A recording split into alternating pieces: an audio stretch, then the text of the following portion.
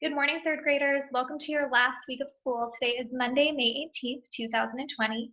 You have three jobs this week. Job number one, you need to do your last week of studies weekly. You need to work on the last week of studies weekly, take the test, and make sure I can see that online. The second thing you need to do is write a poem. That's it. You have a poetry assignment. I'm going to go over the assignment with you today and give you some directions to really help you out. The third thing you need to do is think about, is there any work that you need to get caught up on? You have the rest of this week to do that. So studies weekly, you need to do by the end of the week Friday. Any work you need to get caught up on, you need to do by the end of the week Friday. And ideally, I want you to work on your poem today and tomorrow if you need to. I would love for all of the poems to be turned into me by the end of the day Tuesday, that's tomorrow. You can turn in your poem to me through email. You can send it to me in Microsoft Word or Docs. It's up to you how you want to get that poem to me, or if it's something you've written by hand, you can take a picture of it and send it to me that way too. So let's go ahead and get started so I can show you the poetry prompt so you know what to do. All right, so it says to read the information in the box below. It says nature is powerful. You're going to first think and then you will write. Think about something in nature that has a powerful effect on people's lives. Then you're going to write. You will write a poem that expresses your thoughts and feelings about something powerful in nature. That's it. That's all you have to do. Here are some things you need to make sure you include. So first of all, you need to make sure you understand the prompt. So basically, you guys, all you need to do is write a poem that is expressing your thoughts and your feelings about something powerful in nature. And I'm going to give you some tips for that in just a minute. So you need to choose your topic, something that's powerful in nature, and then create a plan for your poem. You don't need to turn the plan into me, but the idea is that you will plan your poem so it includes all the things it needs to include. You need to use some poetic elements such as rhyme and rhythm in your draft. So you might want to make sure you have some rhyming words in your poem. Now the rhythm, I'll be able to kind of hear the rhythm of your poem depending on where your line breaks are.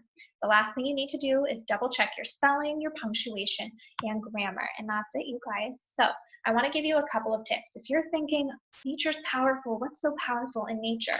Well, I'm looking back at the text that we've read, and on page 435, you read deep down in other extreme places. You can get some inspiration about something powerful from nature in that text. You can also get some inspiration on page 475. You read earthquakes, eruptions, and other events that change Earth. You also read on page 507 a safety plan in case of emergency, and there was that chart of natural disasters. That's an example of how nature is powerful. And I didn't require you to read Noah's Ark, but it's something you could read if you need more inspiration on page 541. And the last text that we had in this unit that you were not required to read, but you could, it's taken from Aesop's Fables. It's called Aesop's Fox, and that's on page 583. I've written down a couple of other things that we worked on, so you can always go back to those purple pages throughout Unit 5 to kind of help give you an idea of what we've learned about poetry, and you can always rewatch some of the videos that I've posted for you if you need to. So you're going to want to think about, do I want to use rhyme in my poem? How can I show Miss Sandel what the rhythm of the poem is? Do I want to use onomatopoeia, words like crash, bang? Those are those sound words. Do I want to use alliteration, like Sally sells seashells at the seashore, using that same sound over and over? Do I want my poem, do I want to handwrite it and give it some sort of shape? Where should I have my line breaks? How many stanzas should I use? My only requirement for you would be that you have written at least 2 stanzas. I want to see 2 stanzas. Those are those poem paragraphs. Think about using poetic language. You could use different poetic language like similes and metaphors. Though that's an example of figurative language.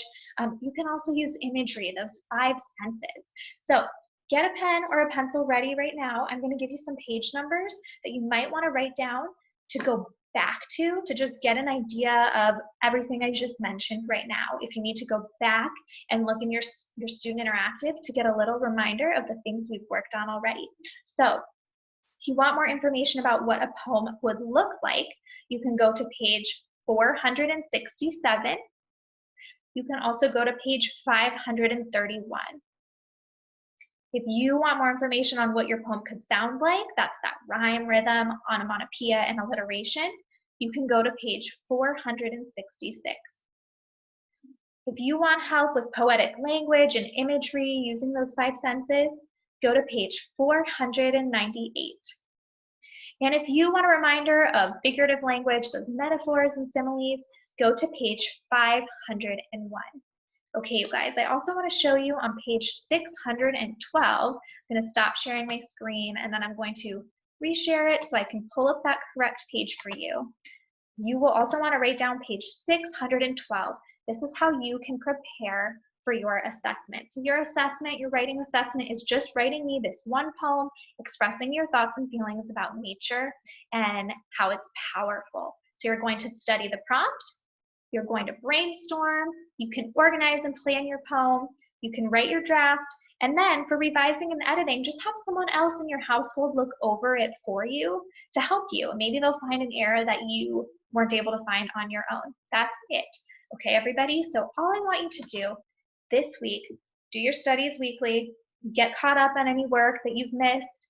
If you're not sure if you're missing assignments and you think you might be, feel free to send me an email. But most of you who have missed assignments or missed a significant amount, I've already reached out to you. And the last thing you need to do is today and tomorrow, work on your poem. I'd love if you could turn your poem into me by the end of tomorrow.